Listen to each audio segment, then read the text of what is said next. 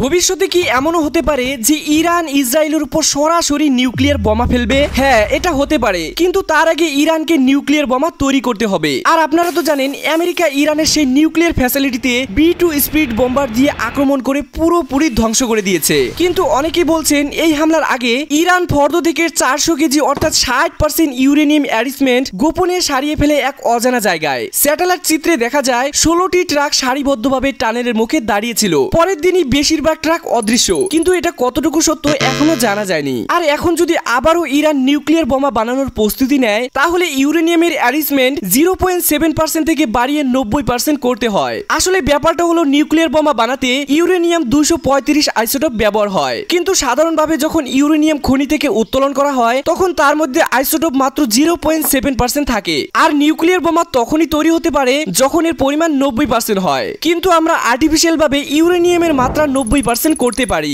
এই প্রক্রিয়াকে বলা হয় ইউরেনিয়াম এনরিচমেন্ট। এখন কথা হলো ইরান ইউরেনিয়াম এনরিচমেন্ট 60% পর্যন্ত করে ফেলেছিল, আর মাত্র 30%ই বাকি ছিল। ঠিক তখনই ইসরায়েল আর আমেরিকা মিলে ইরানের নিউক্লিয়ার ফ্যাসিলিটিতে হামলা শুরু করে দেয়, আর এই নিউক্লিয়ার বোমা বানানোর প্রক্রিয়াকে থামিয়ে দেয়।